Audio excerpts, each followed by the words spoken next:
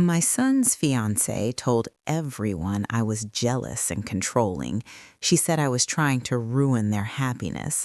I stayed quiet until I found the receipts. And when the truth finally came out, I had to decide whether to save my son or let him learn the hardest lesson of his life. I never imagined I'd become the kind of mother-in-law people whisper about. The word jealous has a sharp edge when it's aimed at a woman who spent her whole life putting others first. When my son told me he was engaged, I cried the good kind of tears, the kind that come with relief and gratitude. I raised him alone for most of his childhood. His father left when he was 9, and from that day on, it was just the two of us, learning how to be a family without falling apart. I worked double shifts, missed birthdays, saved every spare dollar, and taught him that love meant showing up even when it hurt.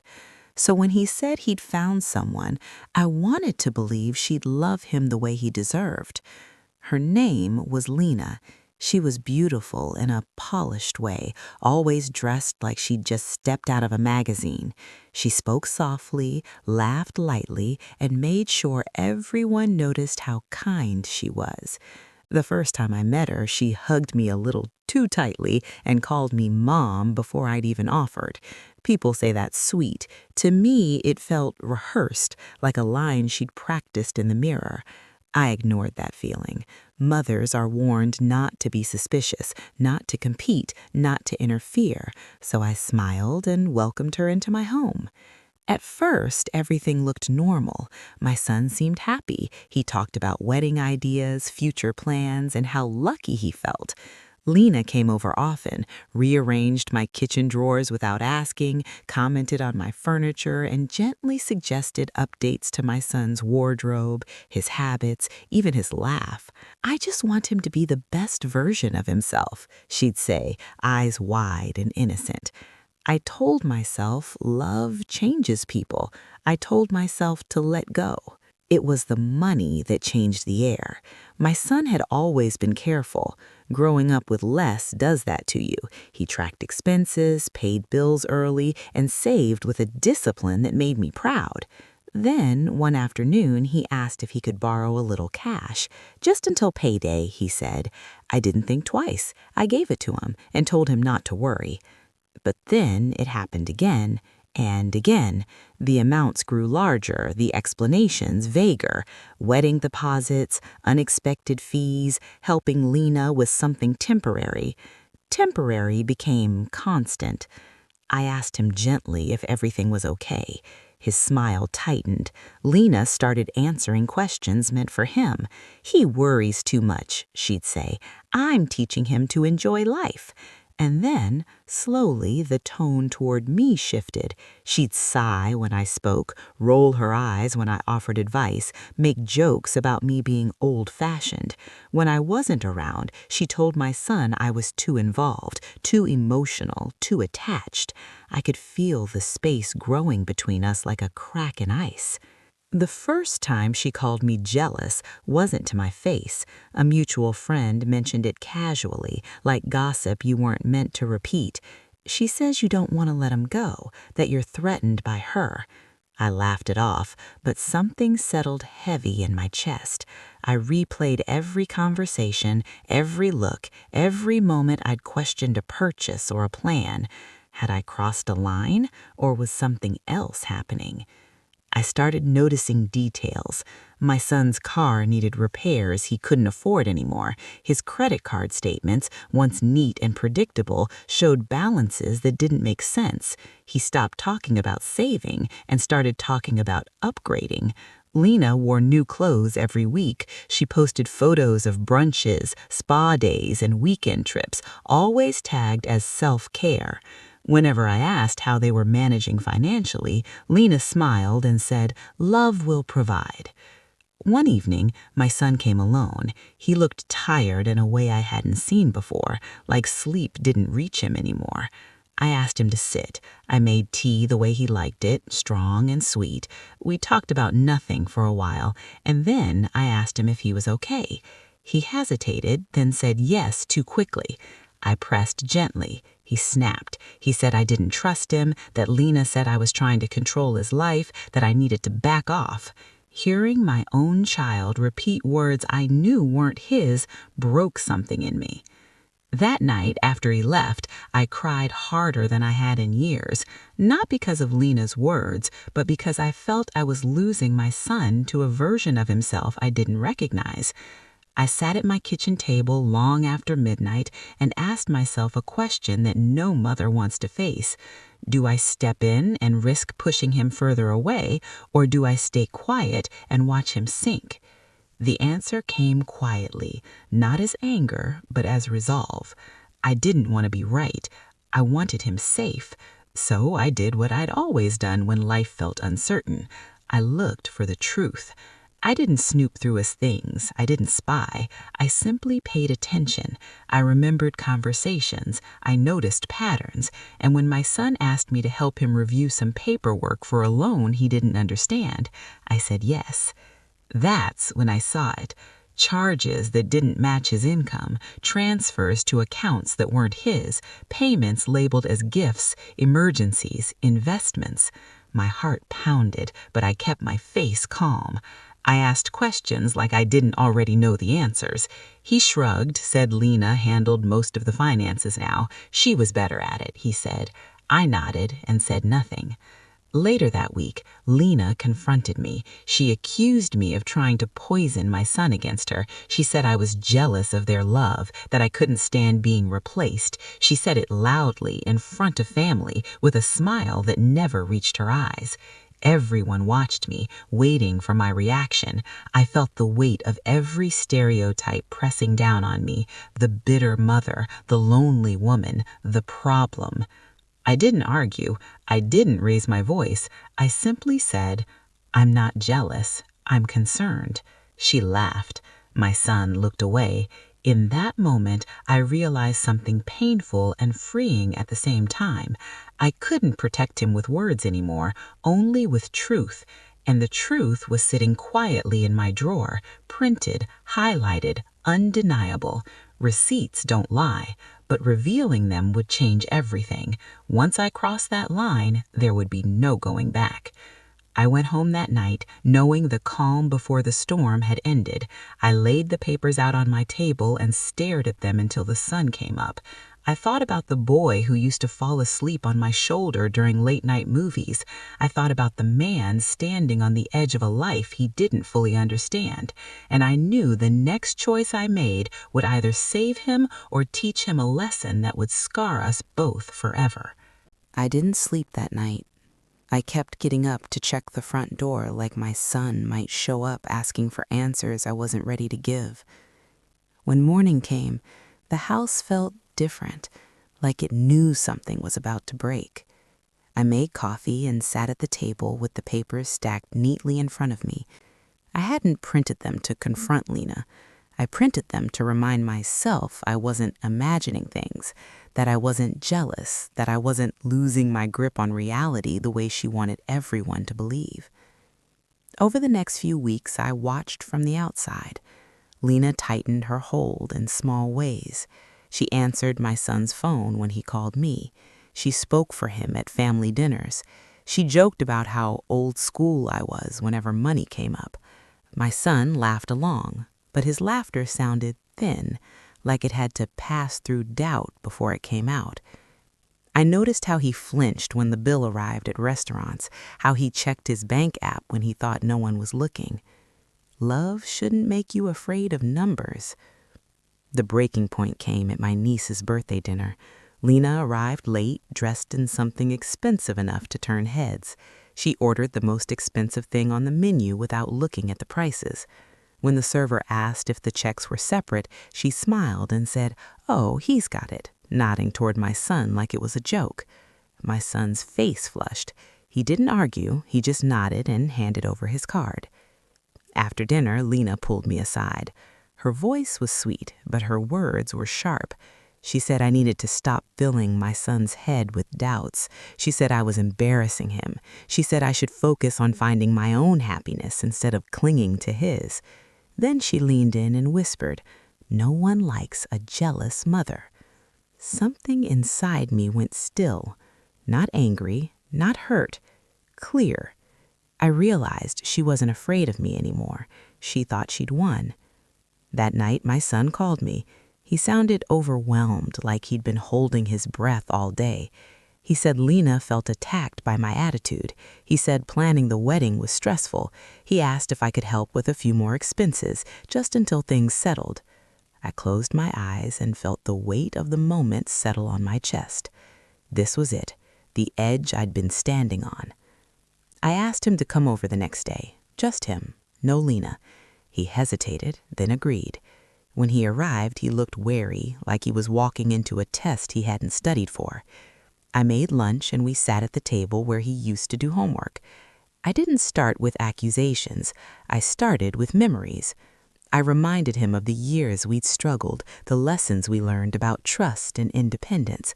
I told him I wasn't trying to control him. I told him I was afraid for him. He sighed and said I didn't understand. He said Lena loved him. He said I was stuck in the past. That's when I slid the folder across the table. I told him to take his time. I didn't explain. I didn't defend myself. I just watched his face change as he turned page after page. The color drained from his cheeks. His hands started to shake.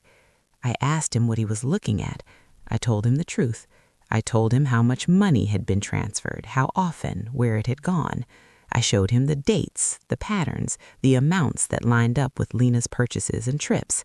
I showed him the loan applications he hadn't realized were connected to his name. The silence stretched until it felt heavy enough to crack. He stood up and paced. He said there had to be an explanation. He said she wouldn't do that. He said I must have misunderstood. I told him he hoped he was right. I told him I didn't want to be right about this. That was the hardest part, wanting to be wrong. When Lena found out we'd met without her, she exploded. She accused me of manipulation, of forging documents, of trying to sabotage her future. She told my son I was toxic, that I'd never accept anyone who wasn't me. She cried, screamed, and threatened to leave. And for the first time, my son didn't chase her. He asked her questions, simple ones, calm ones, the kind she couldn't answer without unraveling her story.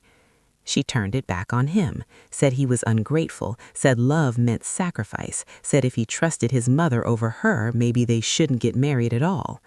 That's when the truth slipped out, not as a confession, but as anger. She admitted she expected him to provide, that she deserved comfort, that she wouldn't apologize for wanting more. The room went quiet.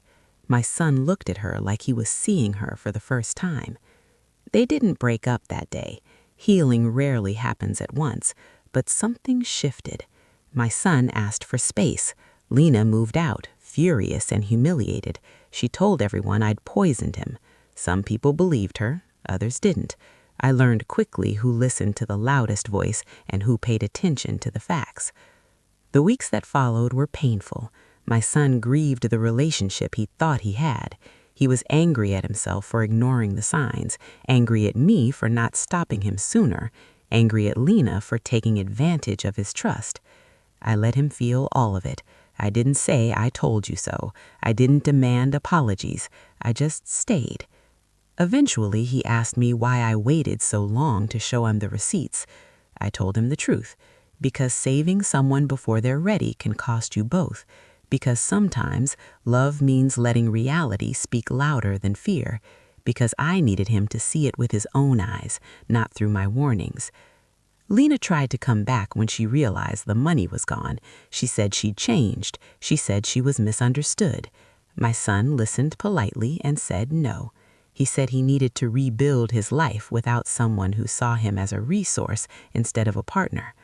Watching him say that was like watching him stand up straight after years of carrying weight that wasn't his. Today, our relationship is quieter, stronger. We talk about boundaries, about money, about choosing love that doesn't cost your dignity. I'm still careful not to interfere where I'm not needed, and he's learned to listen when concern comes from a place of care, not control. I was called jealous, controlling, bitter, but I learned something important. You don't need to defend yourself when the truth is patient. Receipts don't raise their voice. They just wait. And when the moment comes, they speak clearly enough for anyone willing to listen. The quiet after Lena left was louder than any argument we'd ever had. My son stayed with me for a few nights, sleeping in his old room like he needed to remember who he was before everything became complicated. I could hear him pacing at night, the floorboards creaking the way they always had. Some things never change. Others change you so deeply you don't recognize yourself for a while. He didn't talk much at first. Grief has its own language, and sometimes it sounds like silence. I let him set the pace. I cooked meals and left them on the stove. I folded laundry without asking. I treated him like an adult who needed space, not a child who needed fixing. Still, every now and then I'd catch him staring at his phone, scrolling through old photos, his jaw clenched like he was holding something back. One afternoon, he finally spoke. He asked me how I knew, not just about the money, but about Lena, how I sensed something was wrong before the evidence piled up. I told him the truth, even though it wasn't flattering. I told him I didn't know at first. I told him I doubted myself constantly, that I worried I was projecting my own fears onto his relationship, that what tipped me wasn't her confidence or her ambition, but her lack of concern when he struggled. Love notices when the other person is drowning. He nodded slowly, like he was filing that away. Then he admitted something that broke my heart. He said there were moments when he felt more like a disappointment than a partner, moments when he felt his worth shrinking to match what he could provide. He said he was afraid that without her, he'd be alone. I reached across the table and took his hand. I told him being alone was better than being used, that loneliness passes, losing yourself lasts longer. Word spread quickly through the family. Some relatives called to check on him. Others called to tell me I should have stayed out of it. A few even suggested I enjoyed the outcome. Those were the hardest conversations. Being misunderstood by strangers hurts, but being judged by people who know your history cuts deeper. I reminded myself that clarity doesn't always come with approval. Lena didn't disappear quietly. She sent messages, some apologetic, some accusatory. She told my son she'd made sacrifices too. She told him love meant forgiveness. She told him I'd always be between them. When he didn't respond, she reached out to me. Her message was short and sharp. She said I'd won, that I should be happy now. I didn't reply. Winning had never been the point. A month later, my son asked if I'd go with him to meet a financial advisor. He wanted to understand what damage had been done and how to fix it.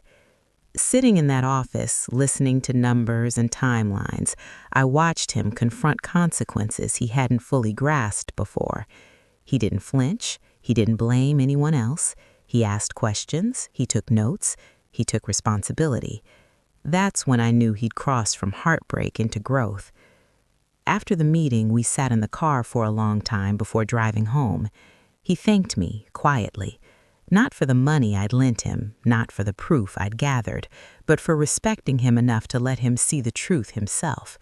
He said if I'd forced it sooner, he might have chosen pride over reality. Hearing that lifted a weight I didn't realize I was still carrying.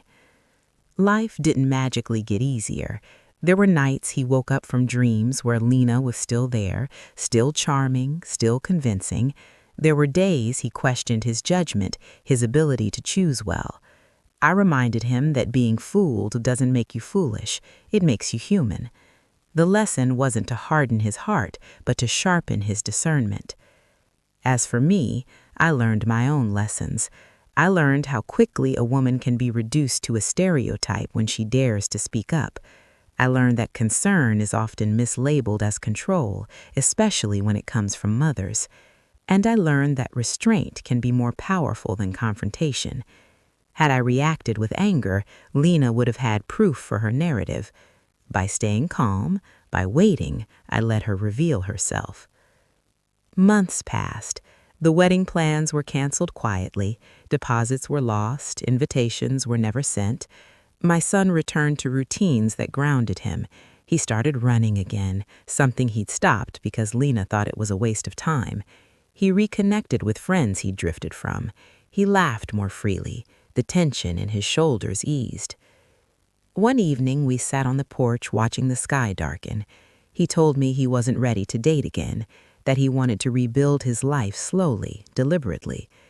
I told him there was no timeline for healing, that love would find him again when he was ready, not when he was desperate. He smiled and said he finally understood what I meant when I used to say, peace is priceless. I still hear Lena's words sometimes echoing in my memory. Jealous, controlling, bitter. Labels have a way of sticking even after they're proven false, but they've lost their power over me. I know who I am. I'm a mother who trusted her instincts but waited for evidence, a woman who chose patience over pride, someone who loved enough to risk being misunderstood. If there's a lesson in all this, it's that truth doesn't need urgency. It needs timing.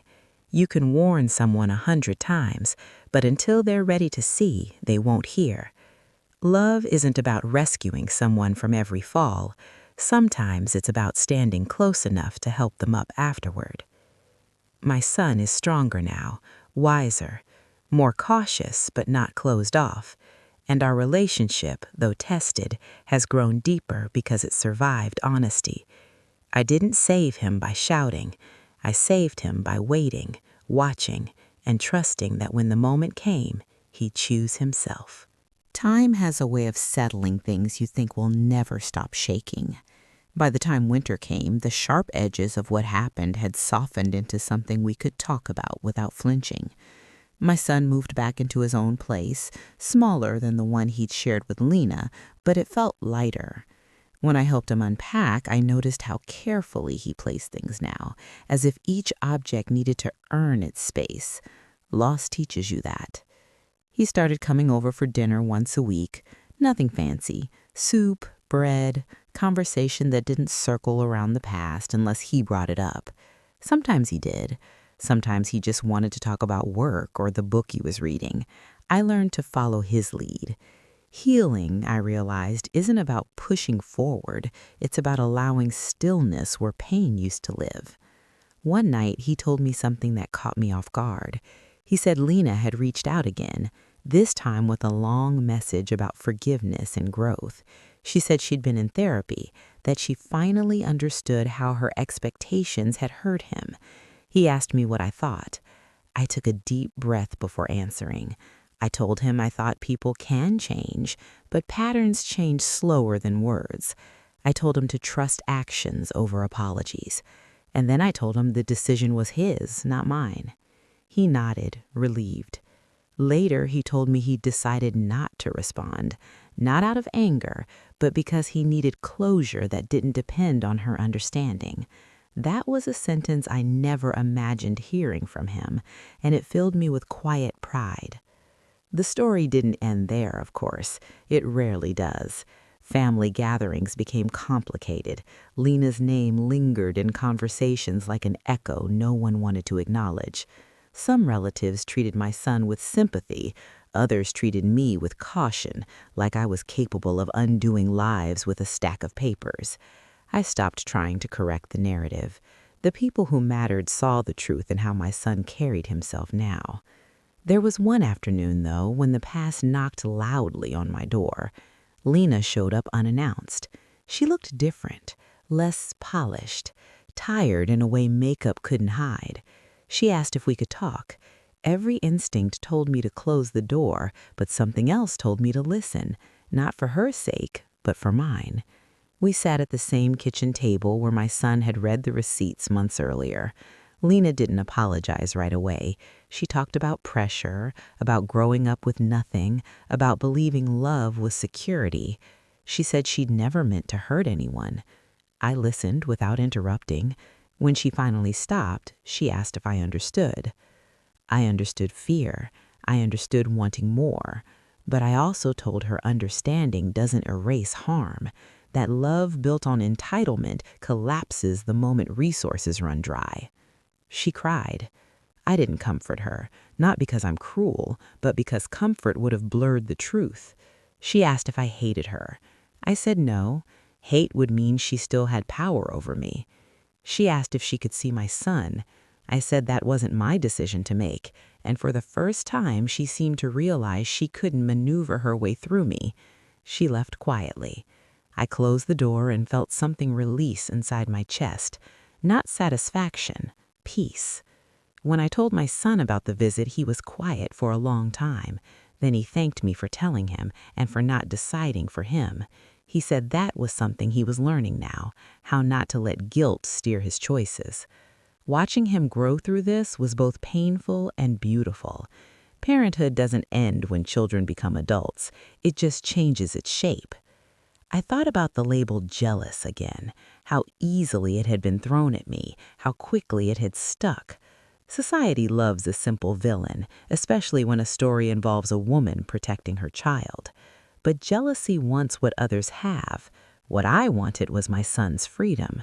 There's a difference, even if it's not always recognized. As spring approached, my son began to talk about the future again, not in grand plans, but in possibilities. A course he wanted to take, a trip he might save for, a relationship he wasn't ready for yet, but believed in someday. Hope returned slowly, like light after a long storm. I learned to enjoy it without gripping it too tightly. I also changed. I stopped second-guessing my instincts so harshly. I learned to separate fear from intuition.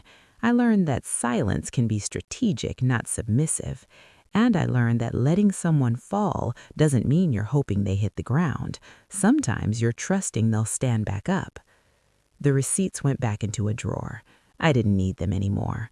The truth had already done its work. My role now was simpler. Be present, be honest, be supportive without hovering. It's harder than it sounds, especially for a mother who spent her life being needed, but it's necessary. When people ask me now what happened, I keep it simple. I say my son learned an important lesson about love and money. I say I learned an important lesson about patience. I don't mention accusations or labels. They don't define the ending. Because the ending isn't about who was right. It's about who grew. My son did. And so did I. We came through something that could have broken us, and instead it clarified what matters: respect, boundaries, love that doesn't demand proof through sacrifice. If there's one thing I hope anyone listening takes from this, it's that being called jealous doesn't mean you are. Sometimes it means you see something others don't yet. And if you wait long enough, if you gather the truth and let it speak for itself, you won't need to defend your heart. It will be understood in time. By the time summer arrived, the story had settled into something quieter, but its presence was still felt in small, unexpected ways. My son started inviting me into conversations he once handled alone, not because he needed permission, but because he'd learned the value of another perspective. He didn't always take my advice, and I didn't always offer it. That balance was new for us, and it felt earned.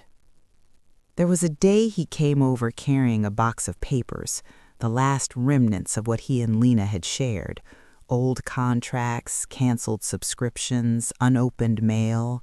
He asked if I'd sit with him while he went through it. We spread everything out on the living room floor. Every document told a small story of how easily trust can be monetized. He shook his head, half embarrassed, half amazed. He said he couldn't believe how blind he'd been. I told him blindness isn't stupidity. It's what happens when love clouds vision. As we sorted, he found a note Lena had written early in their relationship. It was affectionate, hopeful, full of promises. He stared at it for a long time. Then he folded it carefully and threw it away. That moment said more than any argument ever could. He wasn't angry anymore. He was done. People began treating me differently too, some with respect, some with distance. A few reached out privately to say they'd been through something similar and wished they'd trusted themselves sooner. Those conversations reminded me how many women stay quiet out of fear of being labeled difficult or jealous or bitter. Silence can protect you, but it can also isolate you. I chose, slowly, to speak when it mattered. One afternoon, my son told me he'd started seeing a therapist, not because he was falling apart, but because he wanted to understand why he'd ignored his own discomfort for so long. Hearing that filled me with relief I hadn't realized I was holding back. Growth isn't loud. Sometimes it's a quiet decision to look inward instead of blaming outward. He shared one insight that stayed with me. He said he confused intensity with intimacy, that Lena's constant demands had made him feel needed, even when they drained him. Real intimacy, he was learning, didn't require proving your worth through sacrifice. It required mutual care. Listening to him articulate that told me this experience hadn't hardened him, it had refined him. Lena faded from our lives after that. No more messages, no more surprise appearances, just absence. I didn't celebrate it, I accepted it. Absence can be a form of closure when explanations run out. Sometimes the healthiest ending is the quietest one. There were moments, though, when doubt crept in. Late at night, I'd wonder if I could have acted sooner, if I'd spared my son some pain. But then I'd remember his words, how he needed to see it himself, how forcing clarity too early can feel like control instead of care. Love doesn't override autonomy, it respects it. My son began rebuilding financially step by step. He set goals, he tracked expenses, he forgave himself for mistakes without excusing them. Watching him regain confidence in his own judgment was like watching someone relearn how to stand after a long illness, wobbly at first, then steadier with time. One evening, he admitted something that surprised me. He said part of him had believed he deserved to be used, that growing up without much had taught him to accept less, to trade comfort for approval. That broke my heart in a new way. I reminded him that survival skills aren't flaws, but they need updating when circumstances change. What keeps you afloat in one season can pull you under in another. I also had to confront my own patterns, how quickly I doubted myself, how easily I'd accepted blame just to keep peace. I realized that being a good mother doesn't mean shrinking yourself to avoid conflict. It means modeling self-respect, even when it's uncomfortable. We talked about the future more openly now, about what healthy relationships look like, about money as a tool, not a test, about boundaries that don't require justification. These weren't lectures, they were conversations between two adults who'd been through something hard together. There was a moment months later when my son laughed in a way I hadn't heard since before Lena. Full, unguarded, effortless. It caught me off guard. I realized then how much tension had lived in his body, how heavy things had been without either of us fully naming it. That laugh felt like proof that healing had taken root. People still ask about the wedding that never happened. I tell them plans changed. That's all they need to know. Not every story needs its details shared. Some truths are private victories. If I could speak to the version of myself who sat at that kitchen table staring at receipts until dawn, I'd tell her this: you don't need to rush. You don't need to prove your love through panic. Trust yourself enough to wait. Truth has its own timing. My son once told me he was grateful I didn't fight Lena the way she expected, that by staying calm, I'd left space for her behavior to speak louder than any accusation. That comment reminded me that dignity can be disarming. It doesn't shout, it doesn't chase, it just stands firm. This experience didn't make me suspicious of love. It made me respectful of it. Love should expand your life, not consume it. It should add warmth, not drain resources. And anyone who calls concern jealousy is often uncomfortable with being seen too clearly. As summer stretched on, I felt something settle inside me, a sense of closure that didn't depend on apologies or validation. My son was okay, our bond was intact, and the labels that once threatened to define me had lost their weight. Sometimes the greatest act of love is patience. Sometimes it's silence. and sometimes it's knowing exactly when to lay the receipts on the table and let the truth do what it does best. As the months rolled forward, life didn't return to what it was before, but it found a new rhythm that felt steadier, more intentional. My son settled into routines that reflected who he was becoming instead of who he tried to be for someone else. He cooked at home more, invited friends over without worrying if they were good enough, and talked openly about money without shame. These changes didn't announce themselves as victories. They showed up quietly in habits that spoke of regained agency. I noticed changes in myself, too. I stopped bracing for conflict that never came. I stopped replaying old conversations in my head, wondering if I should have spoken differently. There was a calmness in knowing the truth had already done its work. I didn't need to defend my intentions anymore, not to family, not to friends, not even to myself. One afternoon, my son asked me about his childhood, not in a nostalgic way, but with curiosity. He wanted to understand how growing up without much had shaped his choices. We talked honestly about scarcity, about how wanting stability can sometimes make you cling to the wrong things. I admitted that I'd worried about money constantly when he was young, and that my anxiety might have taught him to measure love in practical terms.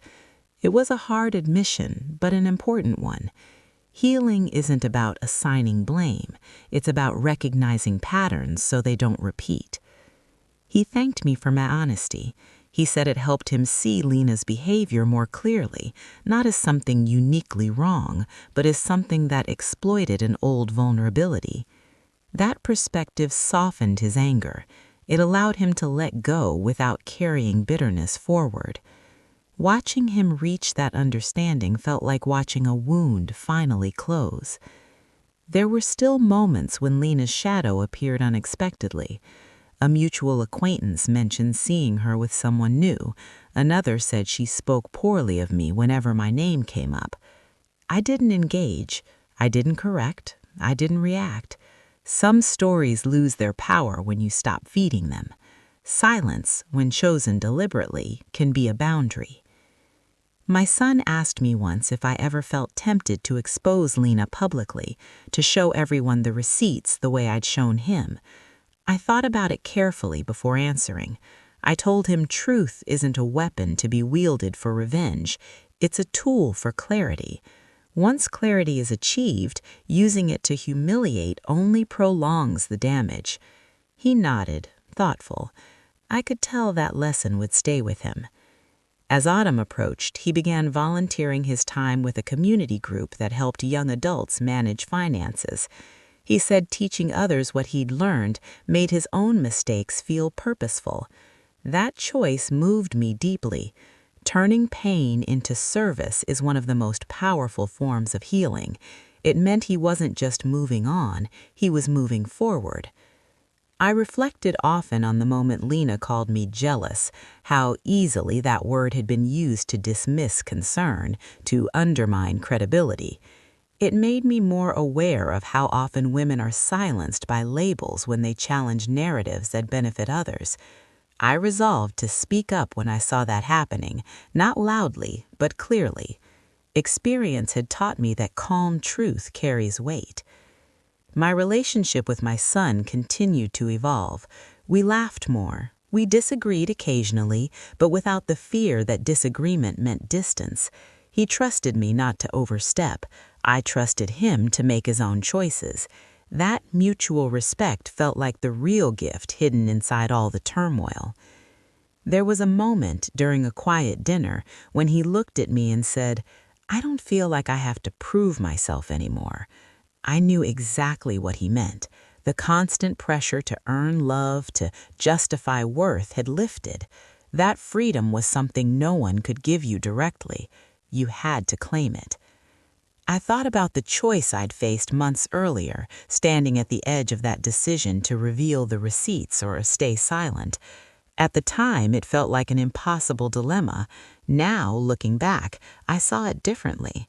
The choice wasn't about saving him or letting him fall.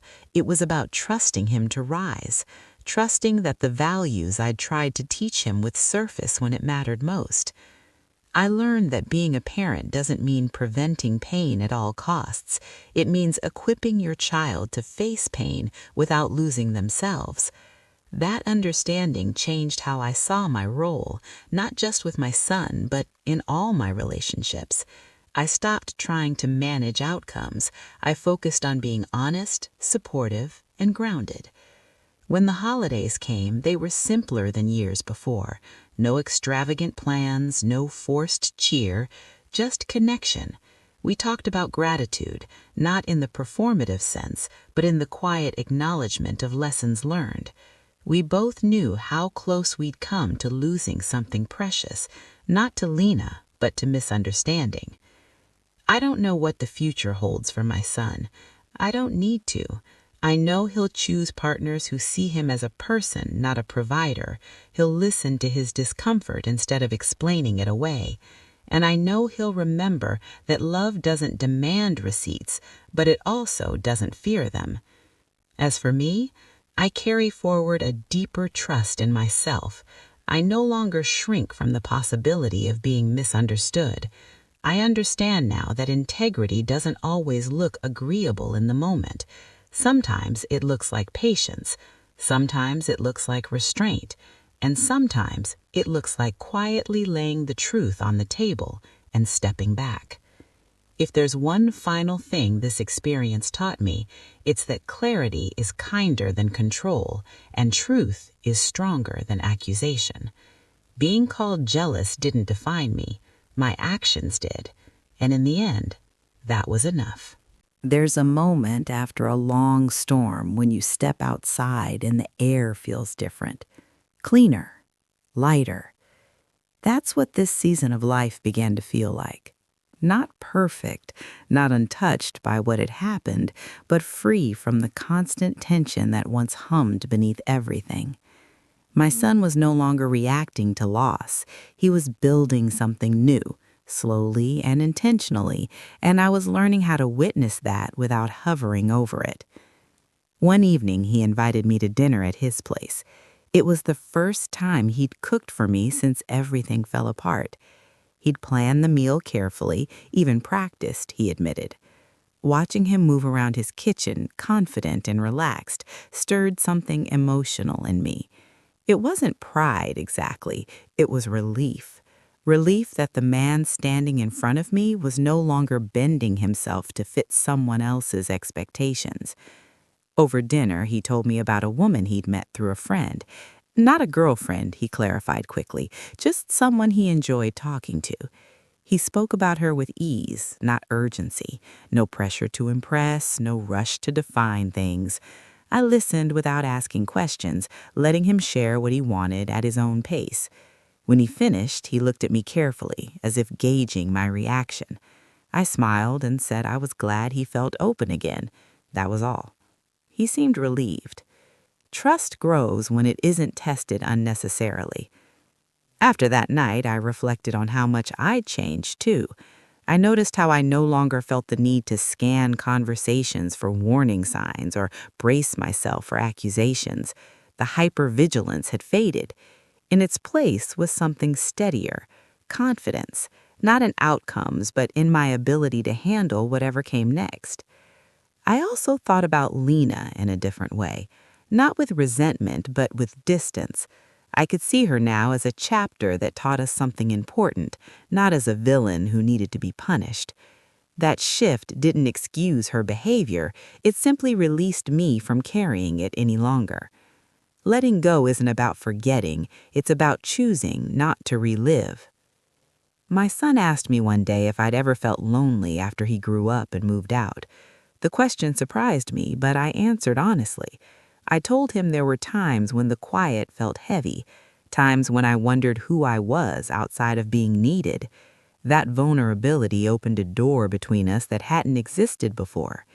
He shared that part of what had drawn him to Lena was how much she needed him, how it made him feel essential. Recognizing that parallel helped us both understand something deeper. We'd each been learning in our own ways how to separate love from obligation. That realization led me to make changes in my own life. I joined a local book group. I reconnected with friends I'd drifted from over the years. I filled my time with things that nourished me instead of just occupying space. I didn't do it to prove anything. I did it because I finally understood that modeling a full life is one of the greatest gifts you can give your child. There was a family gathering where Lena's name came up unexpectedly. Someone mentioned her new engagement, said it with a mix of curiosity and judgment. The room went quiet, all eyes flicking toward me. I felt the old urge to defend, to explain, to correct. Instead, I shrugged gently and said I wished her well, and I meant it, not because she deserved my goodwill, but because I deserved my peace. My son caught my eye across the room and nodded slightly. In that moment, I realized something powerful. He no longer saw me as someone who interfered. He saw me as someone who stood firm without needing control. That distinction mattered. Later, he told me he admired how I handled that moment. He said it showed him what closure really looked like. Not confrontation, not victory, just freedom from needing the last word. That comment stayed with me. So much of our culture celebrates dramatic endings, but most real healing happens quietly, without witnesses. As time passed, the story people told about what happened began to lose its edges. The accusations faded, the drama lost its audience. What remained was the truth, steady and unchanging. My son wasn't broken, our relationship wasn't damaged beyond repair, and I wasn't the jealous figure I'd been painted as. I was simply a woman who paid attention and acted with care. I began to see this experience as a kind of inheritance, not something tangible, but a shared understanding that would shape future choices. My son would carry it into his relationships. I would carry it into how I trusted myself. Pain, when processed honestly, becomes wisdom. There were days I still thought about that first confrontation, about how easily things could have gone differently. If I'd exploded, if I'd accused, if I'd tried to force my son's hand, any of those choices might have confirmed the narrative Lena tried to sell. Restraint had been my quiet rebellion. I've learned that when someone benefits from you doubting yourself, they'll do everything they can to keep you there. Labels like jealous are tools, not truths. They're meant to make you question your motives and stay silent. Recognizing that is liberating. My son once asked me if I ever felt regret about anything.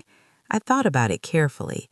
I told him I regretted the nights I lay awake wondering if I was wrong when my instincts were trying to protect him. I regretted the self-doubt more than any delay in action. He took that in quietly and said he hoped he knew how much my patience had meant to him. Hearing that closed a circle I didn't know was still open. If I could offer one piece of advice to anyone listening, it would be this.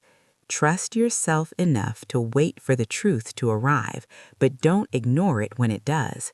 You don't need to shout to be heard. You don't need to fight to be right. Sometimes the strongest move is to stand still and let reality reveal itself.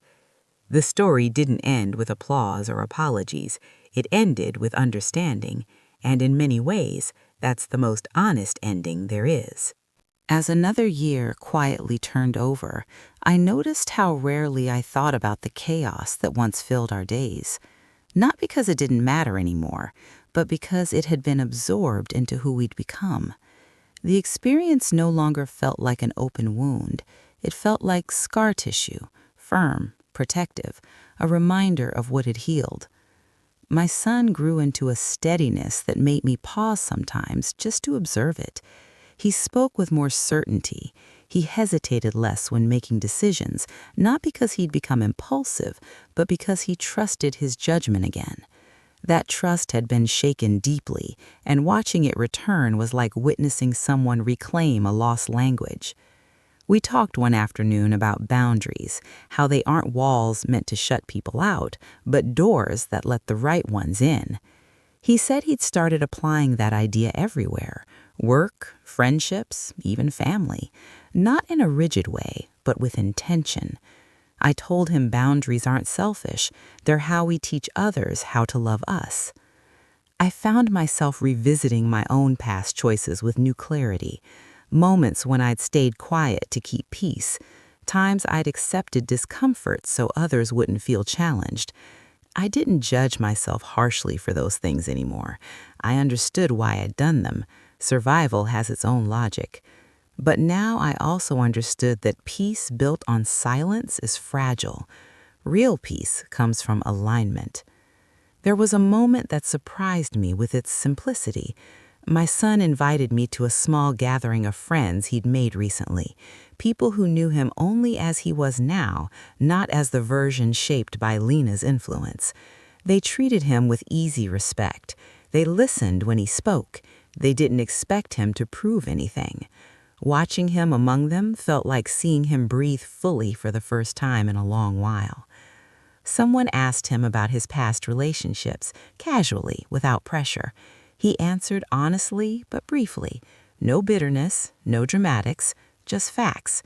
I realized then that he truly integrated the experience. It no longer defined him, it informed him. After the gathering, he thanked me for coming. Then he said something that stayed with me. He said, "I think you trusting me to figure it out helped me trust myself." That sentence landed gently but firmly in my chest. It confirmed what I'd hoped but never known for sure, that patience hadn't been passivity, it had been respect. I spent more time reflecting on the word jealous and how easily it's used to discredit women, especially mothers. It's a convenient accusation. It turns concern into competition, care into control. It discourages questions. It keeps uncomfortable truths buried. Recognizing that made me more compassionate toward myself and others who've been silenced by similar labels. I also noticed how my relationship with money had shifted, not in terms of wealth, but in meaning. Money was no longer a source of tension or fear. It was a tool, something to manage thoughtfully, not something to prove worth through. My son and I talked openly about finances now, sharing ideas and mistakes without shame. Transparency replaced secrecy, and with it came relief. There was a quiet afternoon when I cleaned out the drawer where I'd kept the receipts. I no longer needed them as proof. Their job was done. I shredded them slowly, deliberately, not out of anger, but as a ritual of closure. Letting go doesn't always require ceremony, but sometimes it helps to mark the moment. I realized that my fear back then hadn't just been about losing my son, it had been about losing myself in the process of being misunderstood. Standing firm without becoming hard had been the real challenge, and somehow I'd managed it. My son began talking about the future with a grounded optimism, not grand declarations, but thoughtful plans. He mentioned wanting a partnership that felt equal, where support flowed both ways. He said he no longer believed love had to hurt to be real. Hearing that told me everything I needed to know. I thought about Lena less and less. When she did cross my mind, it was without charge, just acknowledgement. People enter our lives for many reasons, some to stay, some to teach. Not every lesson needs to be relived to be honored. What surprised me most was how this experience changed the way I listened to others. I became more attentive to subtle signs of discomfort, more willing to pause before reacting. I learned that rushing to fix things can sometimes rob people of their growth. Support doesn't always look like intervention. Sometimes it looks like presence. If there's a moral buried in all of this, it's that truth doesn't need to be dramatic to be powerful.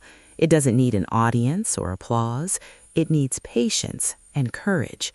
Courage to wait, courage to speak when the moment is right, courage to accept that being misunderstood is sometimes the cost of integrity. I'm no longer afraid of that cost. I've paid it. And what I gained in return was clarity, strength, and a deeper connection with my son than I ever thought possible. Our relationship is now built on mutual respect, not obligation, on honesty, not fear. When I look back at the woman who was accused of being jealous, I see someone standing at the edge of a choice. She could have shouted, demanded, forced, or she could wait, observe, and trust. She chose the harder path, and in doing so, she preserved not just her son's future, but her own sense of self. Some stories end with justice, some end with revenge. Ours ended with understanding. And that, I've learned, is a quieter kind of triumph, one that lasts. By the time autumn arrived, the world outside seemed to mirror the quiet recalibration happening inside our family. Leaves fell without resistance. Things that had served their purpose let go naturally. I found comfort in that symbolism more than I expected.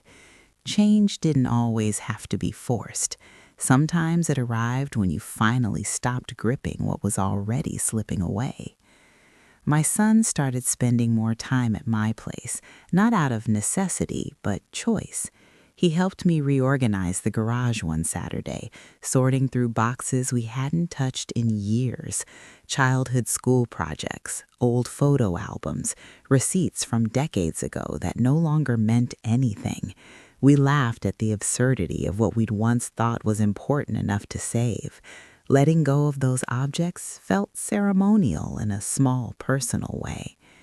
At one point, he held up an old framed picture of the two of us from when he was about 8 years old. We were standing at the edge of a lake, both squinting into the sun. He asked me if I remembered that day. I did. He'd been afraid to swim too far out, and I told him he didn't have to prove anything to anyone. He smiled when I reminded him of that. "Guess that lesson took a while to stick," he said softly. I told him most important lessons do. Later that afternoon, he shared something he hadn't told anyone else. He said he'd started seeing a therapist after everything ended, not because he felt broken, but because he wanted to understand why he'd ignored his discomfort for so long. He wanted to learn how to trust his internal signals again. Hearing that filled me with a quiet gratitude, not because he was seeking help, but because he wasn't ashamed of it. I realized then that the greatest outcome of all of this wasn't that he'd left the wrong relationship, it was that he'd chosen growth over bitterness. He didn't frame himself as a victim, he framed himself as a participant who was learning. That mindset would serve him far beyond this chapter. As for me, I'd stopped replaying the accusations in my head. The word jealous no longer echoed the way it once had. It had lost its charge. It became just a word someone used when they felt threatened by boundaries they couldn't control. Understanding that stripped it of its power. There was a moment when I ran into Lena unexpectedly at a grocery store. We were in the same aisle, reaching for the same item. Time slowed for a brief second. She looked different, not better or worse, just different. So did I. We exchanged polite nods, no words, no tension, just two people acknowledging a shared past without reopening it. I walked away feeling surprisingly neutral. That neutrality felt like a victory I hadn't known I was aiming for. That encounter stayed with me, not because it stirred old feelings, but because it confirmed something important. Closure doesn't require conversation. Sometimes it's simply the absence of reaction. My son noticed my calm afterward and asked if I was okay. I told him yes and meant it fully. He smiled and said he hoped to handle his own past with that kind of grace someday. I reminded him he already was. As the months went on, we both settled into lives that felt honest, not curated, not reactive, honest. I spent more time doing things that brought me quiet joy, morning walks, writing letters I never sent, cooking meals just because I felt like it. I stopped measuring my days by productivity and started measuring them by peace. One evening, my son asked me what I'd learned through all of this. I thought for a long moment before answering. I told him I learned that love doesn't mean sacrificing your voice, that concern expressed with respect isn't control, and that being willing to wait for the truth doesn't mean being passive, it means trusting that reality has a way of surfacing without force. He nodded and said he wished more people understood that. I told him most people do, eventually. It just takes the right experience to wake it up. We talked about the future then, not in terms of plans, but values, what mattered, what didn't. He said he wanted a relationship built on mutual curiosity, not obligation, on generosity, not scorekeeping. I told him that sounded like a solid foundation, one that didn't require rescuing or proving. As the night ended, he hugged me a little longer than usual. No words, just presence. I stood there after he left, feeling the weight of that embrace settle into something permanent, the kind of memory you carry forward without needing to revisit.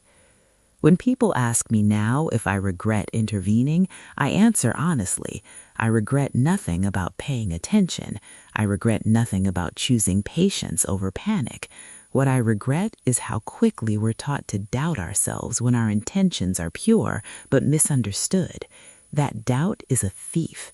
It steals clarity, it delays truth, and it benefits only those who prefer you quiet. If there's one thing I hope listeners take from this story, it's that being labeled doesn't define you. Actions do. Consistency does. Integrity does. And sometimes the most powerful thing you can do is let time reveal what words cannot. My son is doing well now, not because life is perfect, but because he trusts himself. And I am doing well too, for the same reason. We didn't win anything. We didn't prove anyone wrong publicly. We simply chose to live aligned with what we knew was right. And that, I've learned, is enough. Winter came quietly that year, without the drama of sudden storms or frantic preparation. It settled in the way truth often does, softly, steadily, until you realize the world had changed around you. I found myself appreciating that stillness more than ever. It gave me space to reflect, not just on what had happened, but on who I had become through it.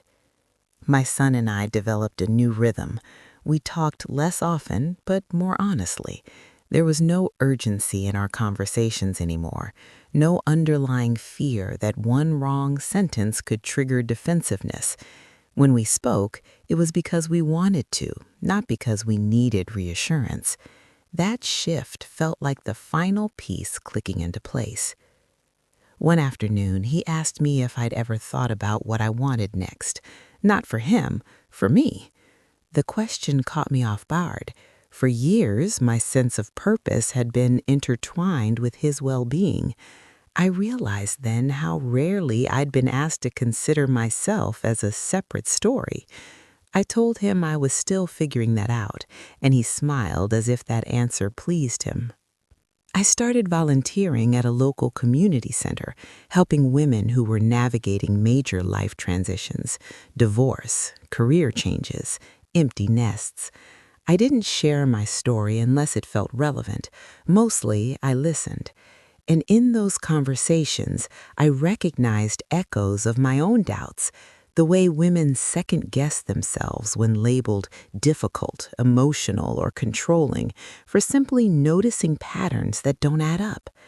Being able to sit with them without judgment felt meaningful in a way I hadn't anticipated.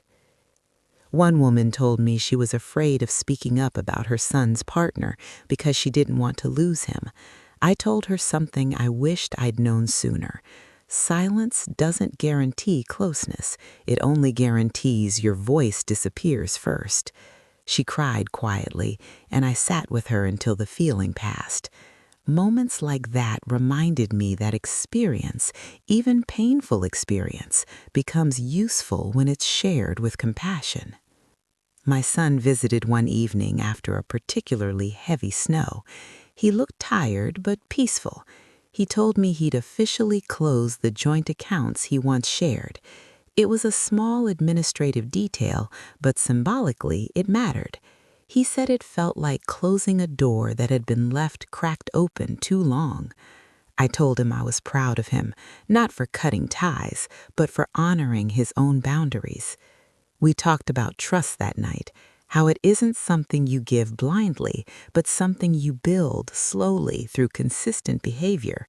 He admitted that in the past he'd mistaken intensity for intimacy, that needing someone wasn't the same as choosing them.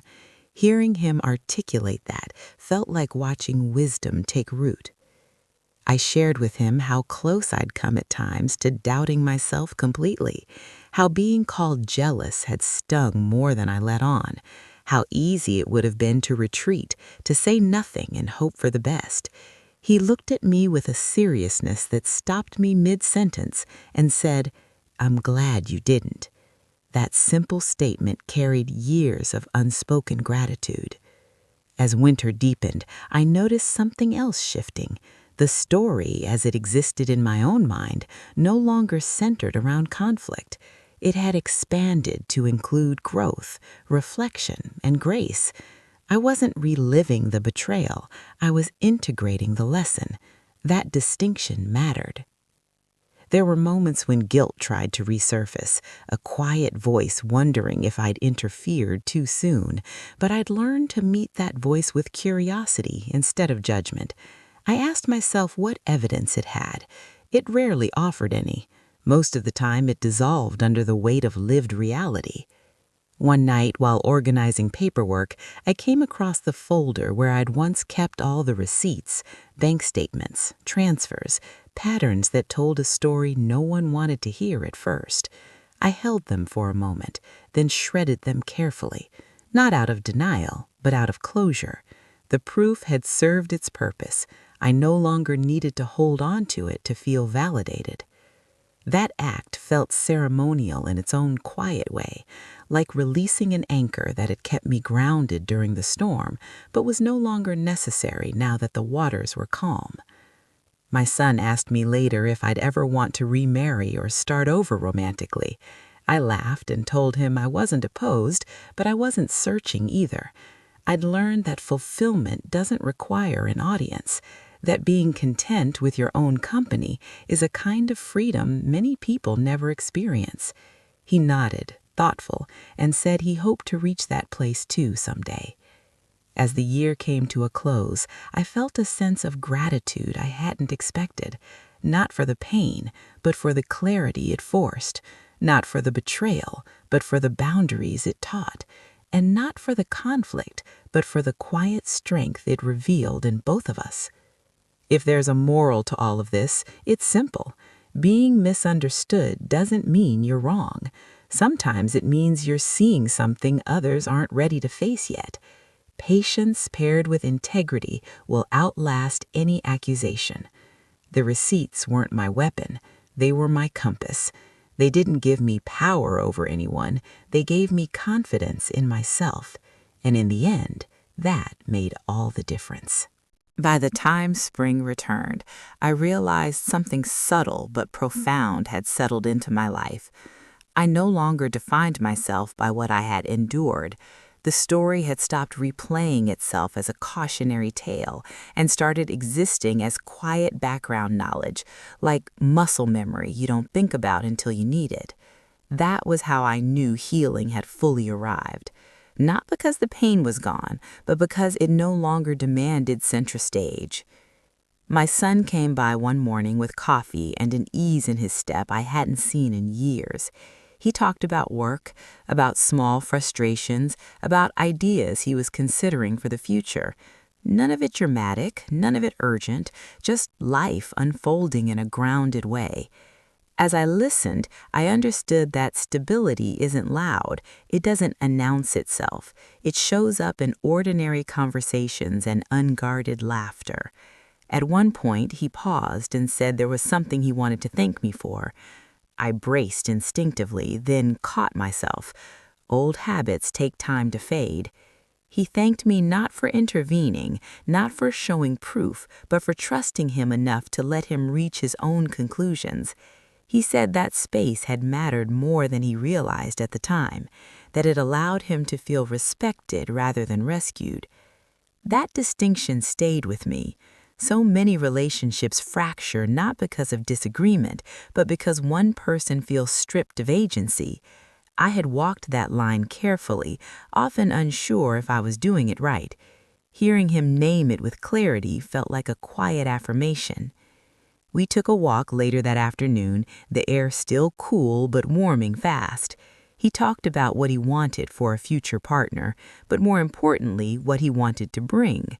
He spoke about accountability, about generosity without self-erasure, about listening to discomfort instead of dismissing it. I didn't interrupt. I didn't guide. I simply listened, aware that this was the real outcome I'd hoped for all along. I thought back to the moment Lena had called me jealous, how that word had landed like an accusation and a verdict all at once. How easy it would have been to let it silence me or provoke me into something reactive. I understood now that those moments are crossroads, not because of what's said to you, but because of what you choose to believe about yourself afterward. I had chosen to believe my concern came from love, not insecurity, from observation, not control. That belief anchored every decision that followed. Without it, the receipts would have meant nothing. As weeks passed, my son introduced me to the woman he'd mentioned months earlier, not as a declaration, but as a simple invitation. She was warm, curious, and comfortable in herself. She didn't perform. She didn't seek approval. She asked thoughtful questions and listened to the answers. Watching them interact, I noticed something that brought a quiet smile to my face. There was no imbalance, no subtle tension, just two people choosing each other freely. Afterward, my son asked what I thought. I told him the truth, that she seemed kind, that I trusted his judgment, and that was enough. He hugged me, and in that moment I felt the full arc of the journey settle into place. Not triumph, not relief, just completion. I continued volunteering, continued building a life that felt expansive instead of reactive. I learned that when you stop shrinking yourself to avoid conflict, you create room for authenticity to breathe. That lesson reshaped how I showed up everywhere, not just in family dynamics.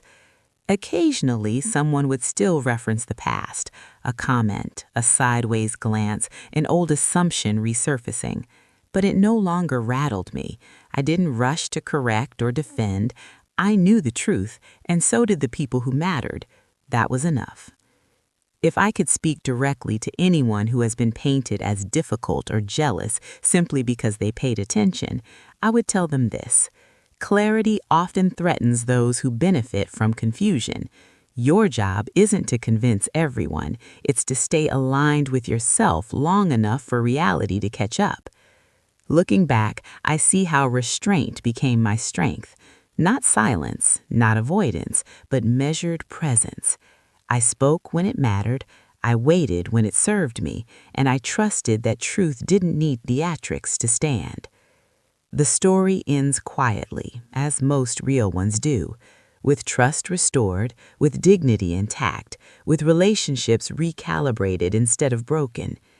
I didn't save my son. He saved himself. I simply refused to abandon my intuition along the way. And that, more than anything else, is the lesson I carry forward. Love doesn't require self-betrayal. Concern doesn't equal control. And being called jealous doesn't mean you are. Sometimes it just means you're the only one brave enough to see clearly. Before you go, I want to leave you with a quiet moment of reflection. If this story stirred something in you, if you've ever been labeled jealous, controlling, dramatic, or difficult simply because you noticed what others ignored, please know this. Awareness is not a flaw. Concern is not a weakness. And love does not require you to silence your intuition to keep the peace. Sometimes the hardest position to hold is the calm one, the patient one, the one where you wait for the truth to rise instead of forcing it into the light. But that patience, when rooted in integrity, protects both your dignity and the people you love. You don't need to prove yourself to those who benefit from misunderstanding you. You don't need to shout to be right, and you don't need permission to trust what you see with your own eyes. If you're in the middle of something like this right now, I hope this story reminds you to stand steady. Let reality speak. Let time do its work. And most of all, don't abandon yourself just to be accepted. Thank you for listening. If this story resonated with you, take a moment to like, share, or leave a comment. Your voice matters here, and you're not alone.